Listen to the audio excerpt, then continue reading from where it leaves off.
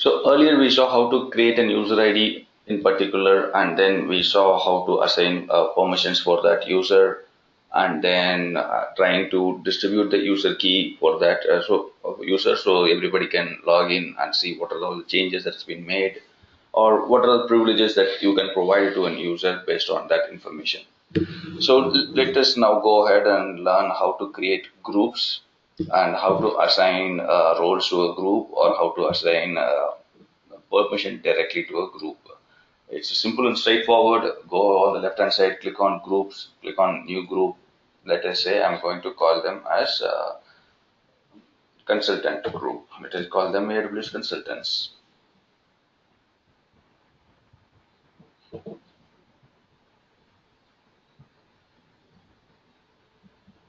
Something like that. So let's go ahead and create it. Click on next step, and then it is asking me what kind of permissions I want to give them. So I'm going to say for this group of people, AWS consultants, they are not going to need system level access. They just need privileges to see what is happening in the account. So for, let us say, go to EC2, and then here you see here EC2 reports access, or if I do something like billing, I can provide them a billing access as well. So I will just provide two policies for my consultants, and then my consultants have those privileges only. But if you can see here, as of now, there are no users for my consultant, and this group is, as of now, is not much helpful, because without a user inside that group, nobody will be able to leverage those policies that we have chosen here. So let me just go ahead quickly and create an user and add it to that group. Let us say go ahead and add user. So let us create our consultant on column Valaxy consultant 01, control C, and I'm going to give him only programmatic access, that I mean console access, not a programmatic access, because this person wants to come to the dashboard and use the dashboard to see what is happening, what is not happening. And I'm going to give him a custom username and password. So I'm just going to use the same one and just make it as capital V so that it accepts it. And I'm just going to enforce the password sign in next time should be disabled, because I'm going to give it to you guys so you can log in and check out EC2 and billing dashboard without any problems. I'm not sure whether billing dashboard will work, because this is a sub account and there are some restrictions I have applied at an account level or an organization level itself. But I'm going to learn it along with you guys. When I give billing access, what is going to happen.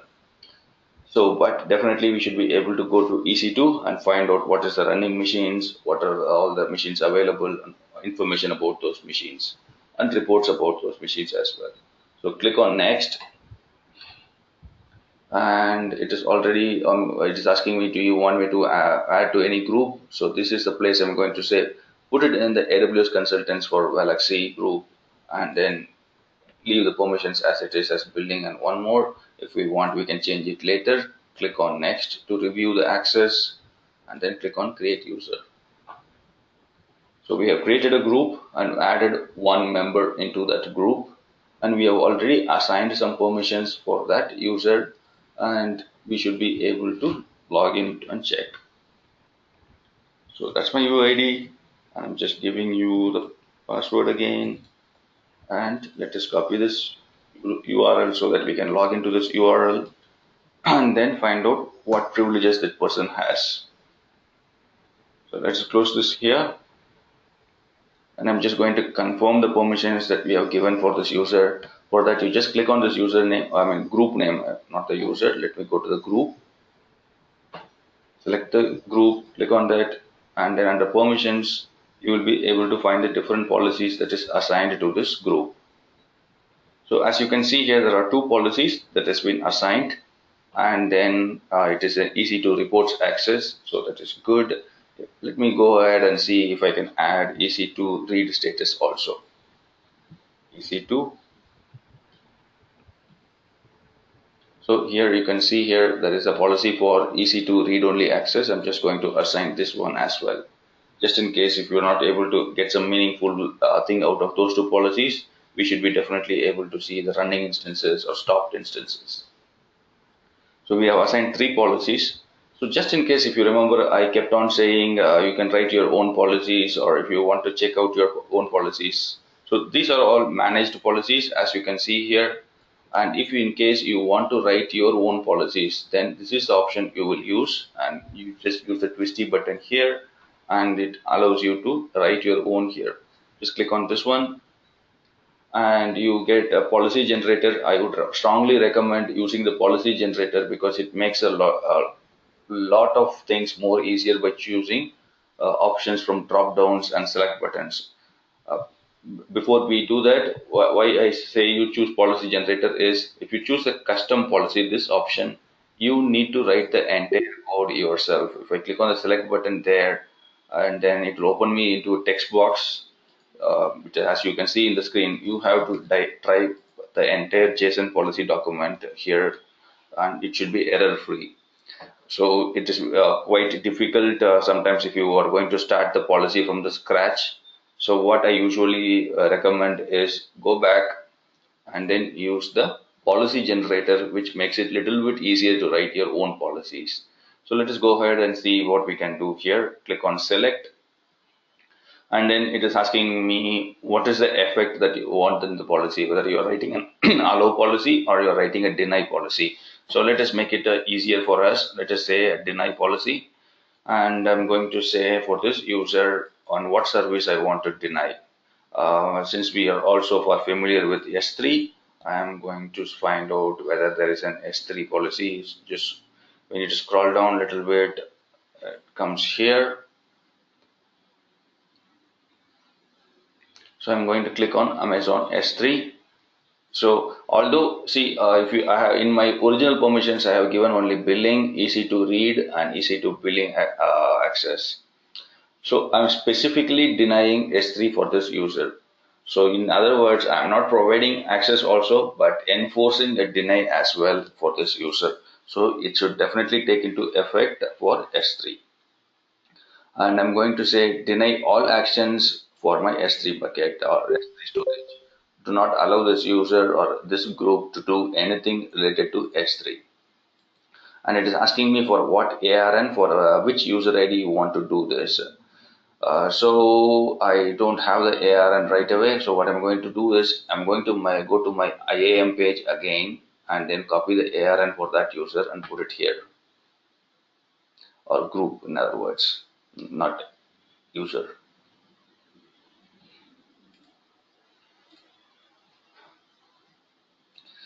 See here, we are in the group AWS consultants for Valaxy, and here is our group ARN. I'm going to copy this ARN here, or Amazon resource name, in other words. That is what ARN means.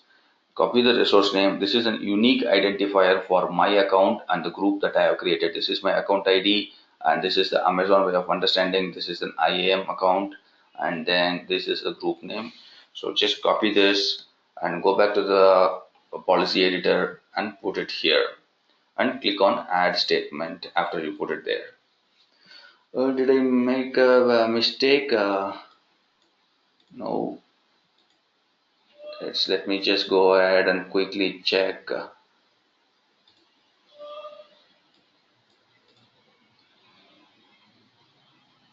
It should, in other words, work.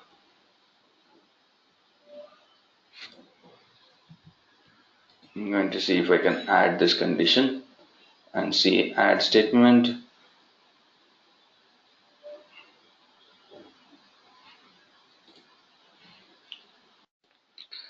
So inline policies, only if you have really good confidence on JSON, and if you are using a policy that is written by somebody, or if you're just making a small modification, go ahead and try that.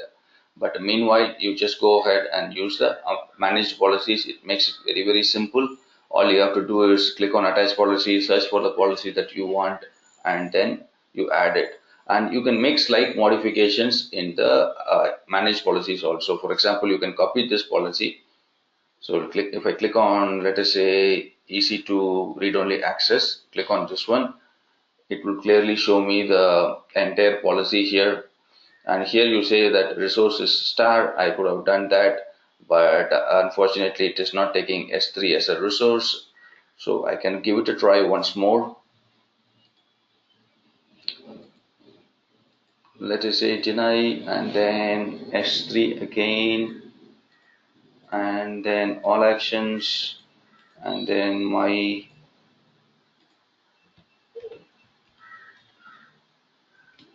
resource type. No, resource is not valid. It's saying it's a principle. I still have no clue why it wouldn't work. I'm going to recommend you to strongly use and manage policy only. Or if you're better than me, go ahead and figure it out and use that. So this is all that is there to do. Let us log into our user ID in another browser and check it out. Meanwhile, if I can ask you guys to log in with the user ID and password I sent you guys, it would really help. So let's log into our account in another browser, and let me just copy the username and password here.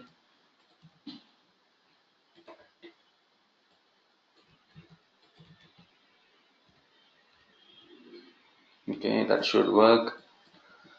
Let us see what happens now when we log in here. What are the resources it gives me? Let us try to navigate to EC2 and see what it gives.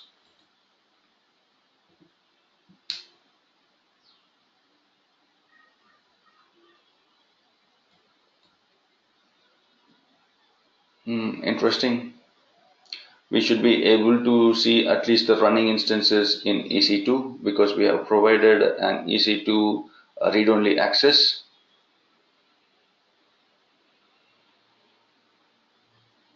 I can very much see the running instances. I can click on see here. I am seeing my EC2 dashboard, and and it as of now it shows no running instances anything. But let me just click on the running instances for one moment and see what happens. I am in Ohio region. Let me go to Mumbai.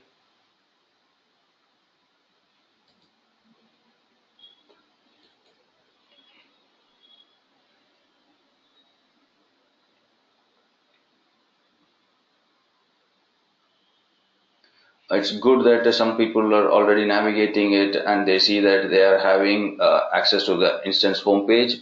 And Mr. Hanu, I think I would recommend you to go to the EC2 page. So here I am in the Mumbai region, and it allows me access for the to view. There are two terminated instances, and there is a one stopped instance, as you can notice. So if I have enough privileges, I should be able to turn on this stopped instance. So if I see here, I will not be able to select this instance and then go ahead and let us see under actions, instance state. Let me see if I can click on start.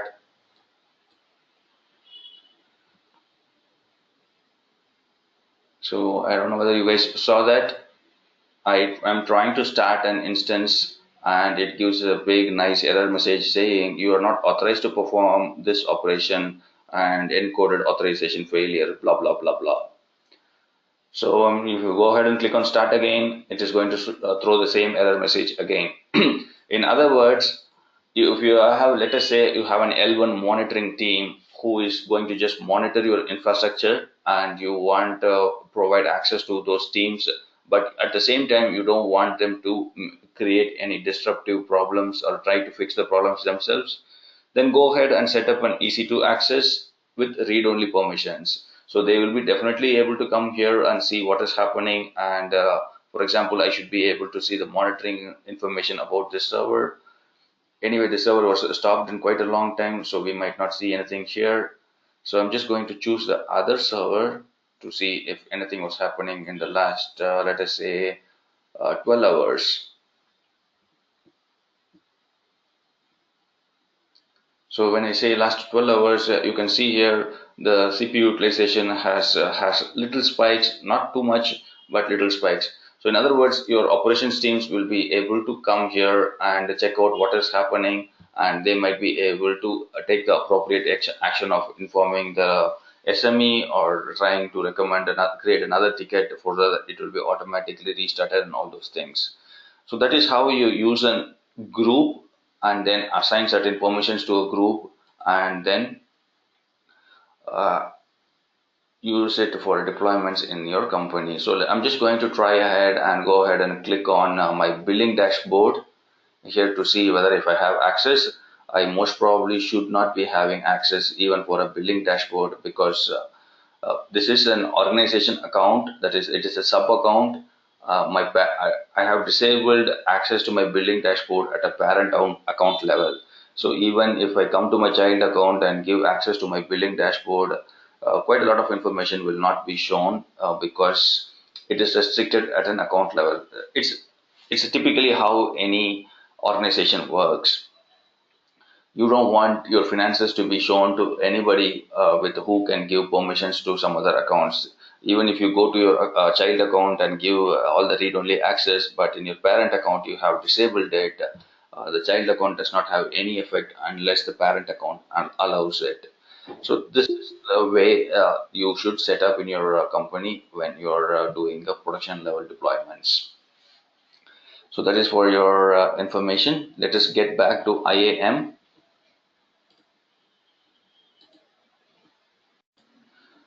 So roles, let us look at roles and how to create a role. Now I'm going to create a new role for my server now, and interestingly, it gives me multiple options, whether I want to create a service role, whether I want to create a role provided by some identity provider like a Google or a Facebook or somebody. If I want to do those things, then I will use a web identity provider and configure that.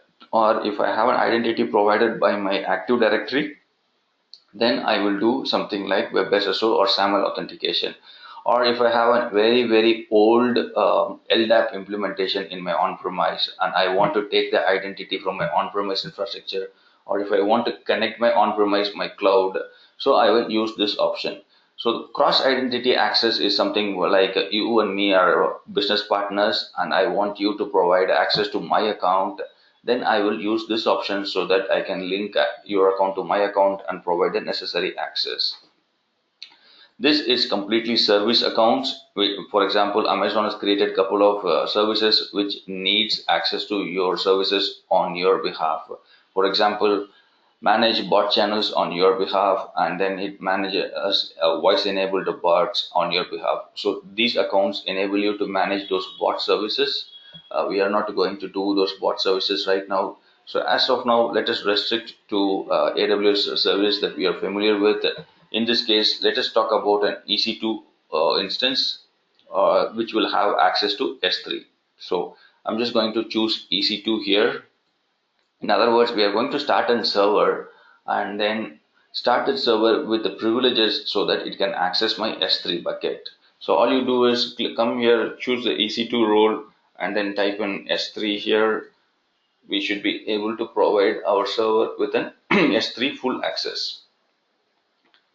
So the reason I'm doing a full access is so that we can put a bucket, create a bucket, and delete a bucket as well, so that we can watch it in real time.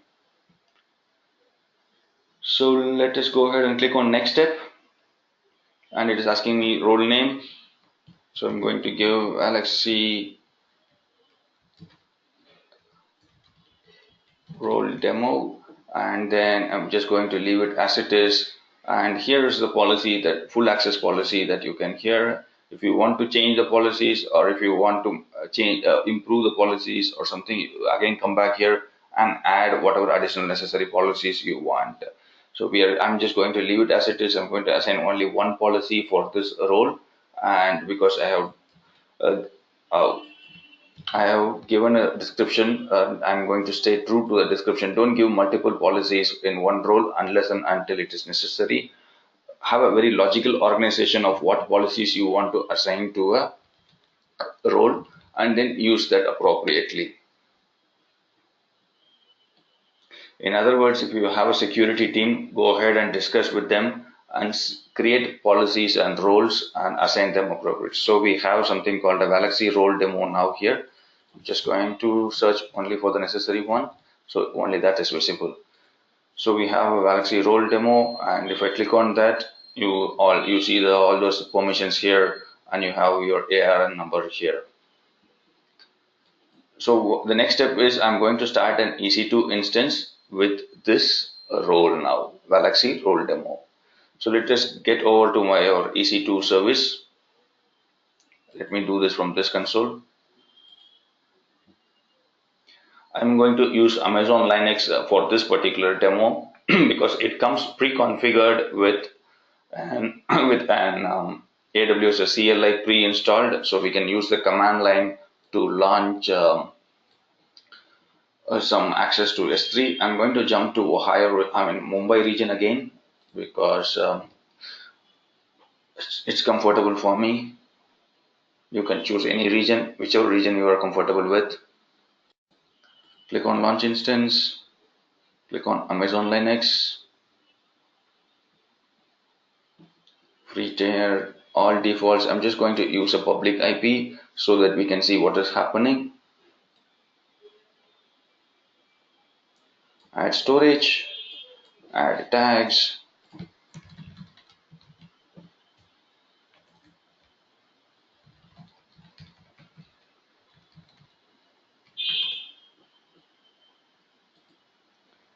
and we are not going to do a lot of fancy stuff, so we are going to use a default security group which allows me to connect. I have added port 80 and then port 22 also in the default group itself. If you remember last time we saw how to edit a new security group and add a port. So since we know that, I'm just skipping and going to the next step. Let us add the key pair, Mumbai trainer key, and then launch instance.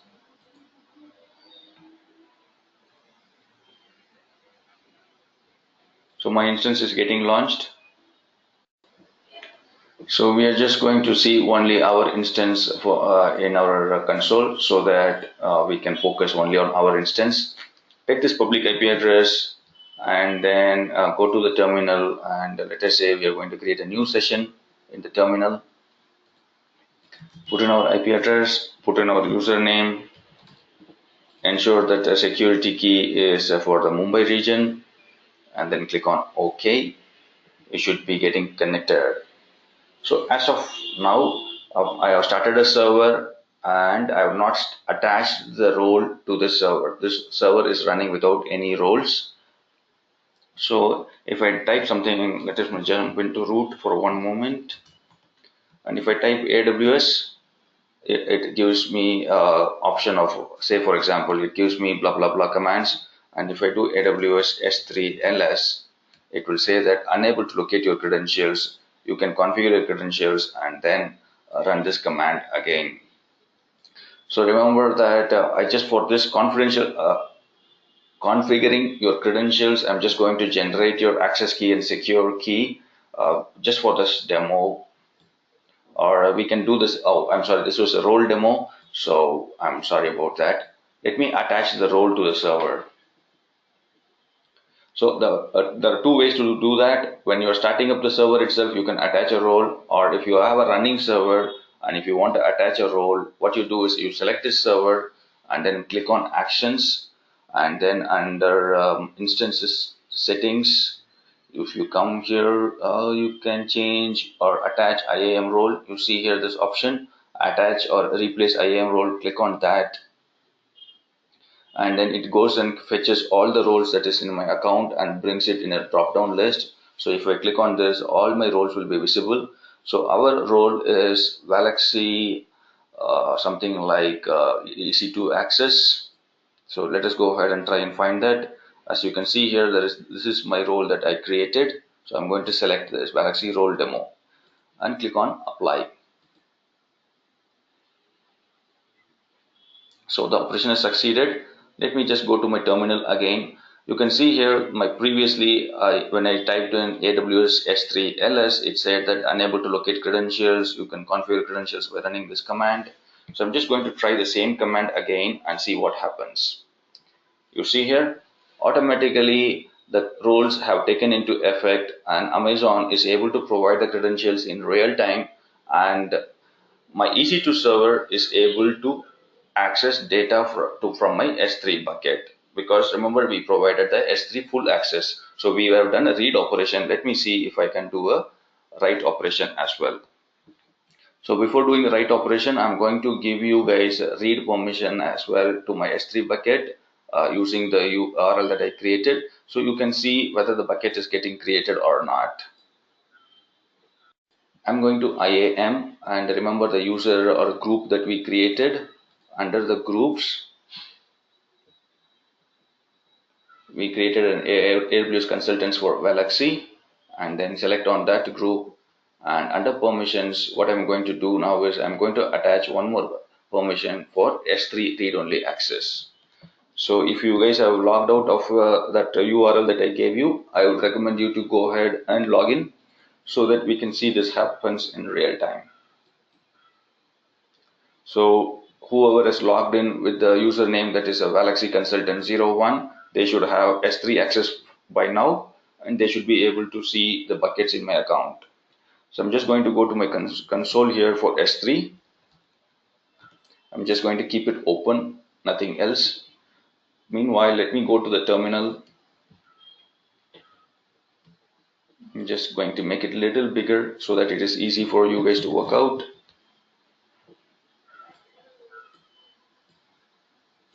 I'm just minimizing it. Let me minimize it, resize it a little bit.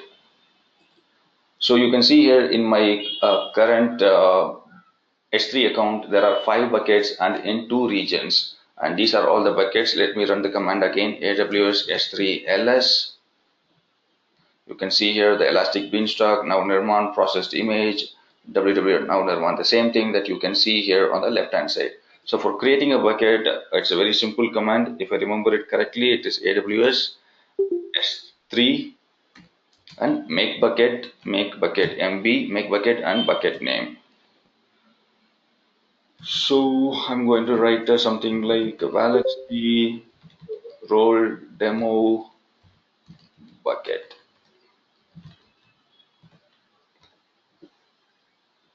And if it works out properly, I should get an okay, it should be something like this, S3:// okay. The 5 buckets should change to 6. As you can see here, I just made a small error in the syntax. I just typed in S3. Let me minimize that a little bit. No, it won't change. Anyway, the command is S3 make bucket and then S3:/ and then the bucket name. So that my new bucket has been created. If any of you are logged into my account and if you're able to see my bucket, can you confirm if you can see that? As of now, the bucket should be absolutely empty. We don't have anything inside the bucket. So what I'm going to do now is I'm just going to head over to temp. I'm just going to create a temporary file.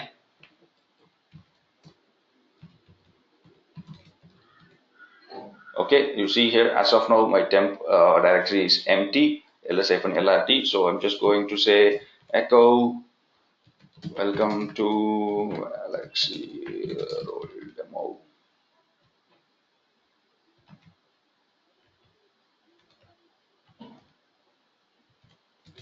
I'm just going to create a very simple file and then say index.html. So I have just created a simple index.html file, and what I'm going to do is AWS S3 CP source file and destination.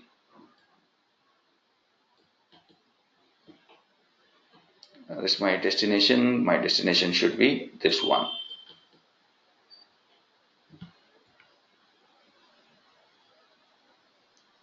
So you see here, I have just copied a file to my bucket in the cloud without any user ID and password. You can log into my account and check it out.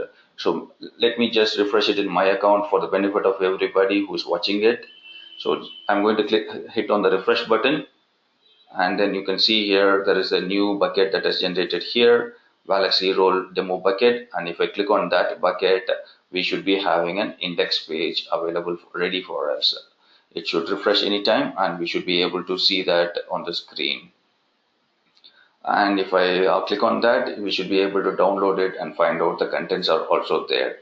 So that is how you simply create a role, assign some permissions to that role, and then start a server with a role, and then try to interact with other services without username password at all. If you remember, you guys are using the username and password, but whereas my server is not having any username and password to talk to S3, but it just uses the role and has only full access, and it can fetch the files as well.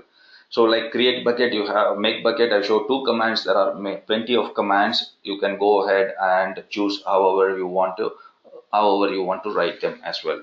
So just as a cleanup activity, I'm going to do some remove bucket as well. Remove bucket, if I'm not wrong, it is called RB, and then I'm just going to say this one and then the bucket name. It might ask me to confirm because bucket is not empty. See here, the bucket you tried is not empty. So what you do is you go ahead and delete the object first, and then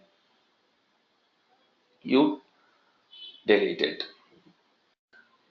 So in simple, we should be able to delete that object and then delete the bucket as well. And there are some force commands which will force you to delete the entire bucket and then including its objects also. So that is how roles and buckets and EC2 all work together. And if you want to learn more about them, if you type in AWS CLI, those commands, you should be able to get that. So even if you have started some server without an IAM role, you can go ahead and attach it anytime you want. And once you attach it, the permissions can also be attached in real time. So it makes it really a fixable scenario where you run a server and then add some permissions for a temporary time and then remove it once the configurations are all completed. So this way you achieve a very high degree of flexibility in your environment. Instead of hard coding username and password in your scripts and trying to run the scripts for copying objects or moving data from your server to S3 and all those things. Dynamically, the S3 access is provided and access is revoked as well. So that is for the role demo. Okay, I'm going to quickly cover some of the other interesting information if you like about IAM. So basically, your credentials are stored in the Amazon S3, and when when your application needs S3 access, when your application needs S3 access again, you don't store your credentials inside the application itself. Use an IAM role always. That is the best practices that we are talking about here.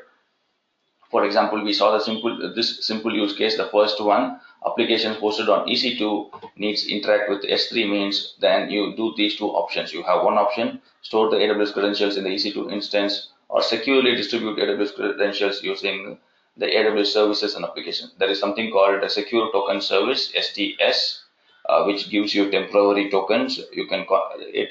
In other words, you are programmatically accessing your S3 account. So the programmatic access does this. It generates some secure tokens and then gives the application secure access to other resources. So almost always, wherever possible, recommend the use of AWS resources for generating access to other resources. Actually, guys, you know what? I was having a slide and you guys were not seeing that for some reason. So this was a slide I was talking about your application needing access, and then you have two options when credentials are required.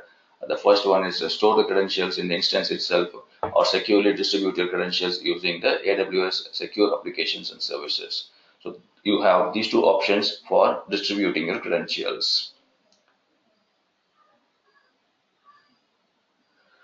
And first one is not a good practice, so always avoid it. Whenever possible, you avoid it. Never store your credentials on your server itself. And then this is the option that we just now spoke about, or we saw the demo.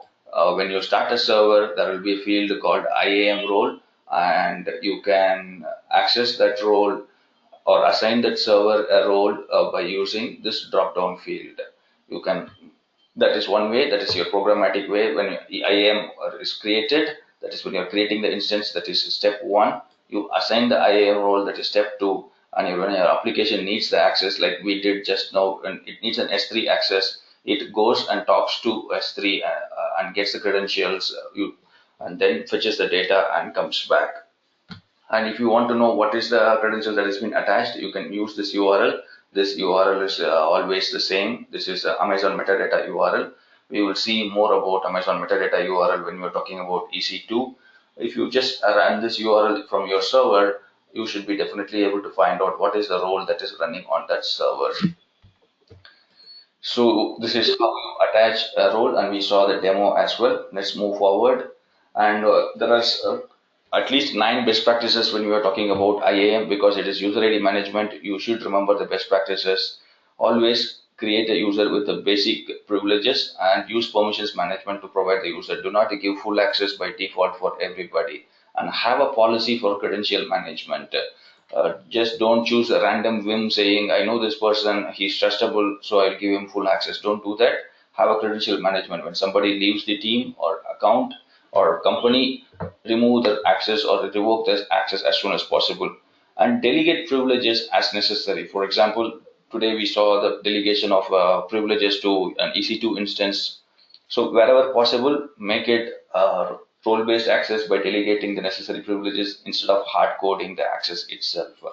So that is the first set of user level privileges. In the next set, we will see credentials management, that is in basic users and permissions. You see here user level, create users for individual users. Do not share your user ID for a team. Quite often companies or conventional teams, what they do is they create a common user ID or shared account and use it with everybody. Do not do that at all in AWS. And grant least privileges all the times, only when it's necessary. There is a concept called role-based access. Always follow that concept. Whenever a person is a DBA admin, give him only DB-related access. Whenever a person is from consultant or financial, give him only billing dashboard access. So depending upon their role, you provide the necessary access. Create groups to make it logically easy to manage your policies. All consultants will be in the consultant group, and you don't have to manage them, each one of them individually. You remove them from the group. When they leave the team, automatically their access is revoked because they are not part of that group. And add some conditions so that you can provide some restricted privileges. Likewise, in credential management, you have password policies. Rotate your passwords or credentials. Use multi-factor authentication wherever possible. Use a key fob or a mobile-based OTP, whichever is possible for your company. Do that.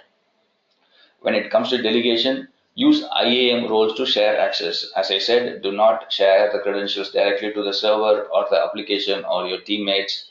Always use IAM roles and put those roles into a group or a managed policy so that it gets managed automatically. And never ever use your root account for doing all your activities. Even for this demos, if you remember, I don't use a root account. I have created a child account. I have created an organization. We saw in the very beginning of the classes, there was an organization. I created a child organization, and under the child organization, I'm using an admin account which has certain privileges. So even this admin account does not have access to billing dashboards. It will throw an error when I try to access the billing dashboards. And in corporate scenarios, more or less, the root access will be completely restricted. You cannot completely remove or delete that account, but you can remove the usage of the root account. So have it as a practice to avoid using the root account. These are some of the best practices that Amazon recommends. And now we have a server already running. If I do AWS S3 LS, this server is using an IAM role, and this server is able to interact with my account. Because there is an IAM role, it gets the credentials to interact with my account. What I'm going to do next is I'm going to go to my EC2 dashboard, and then I'm going to revoke access to that user, that server now. Let me just close this. So this is the server that we are using, Valaxy role demo server. So I'm just going to select my server and then go to actions and then go to instance settings. Under instance settings, I'm going to click on attach or replace IAM role, and I'm going to just click on this and delete this now, so that nothing is attached. As you can see here, as of now, nothing. In other words, I have removed the policy attached to the server. Okay, let me, how do I revoke that? No role, I'm sorry. Yeah, no role, apply. Awesome, I'm just clicking on something else. It's asking me to confirm, do you want to detach the role that is already attached here? So click on detach. So my detachment is successful. So let me go to my terminal again and run the previous command and see whether I have access now. So you see here it says unable to locate the credentials, blah blah blah.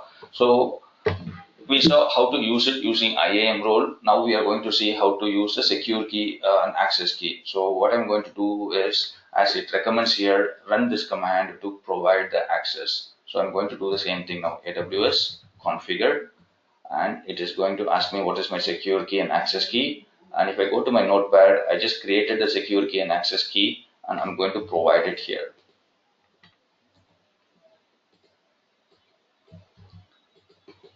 And it is asking me a default region, so I'm just going to give AP South 1, that is the Mumbai region. Leave the default format as none as it is and press enter. So your configuration is done. If I run this command again, oh right, okay, this user does not have any policies as of now, no permissions. So let me just go ahead and make him part of the S3 group. This user does not have any privileges, so that is why you are getting the what you call it, access denied.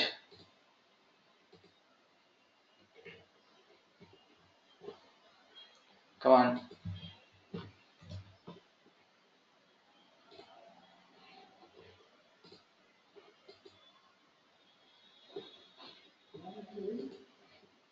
So let me just execute the command again. S3 read-only access is not including the read-only access, should give me the list operations as well. Okay, let us add the list operations as well. S3 list is there.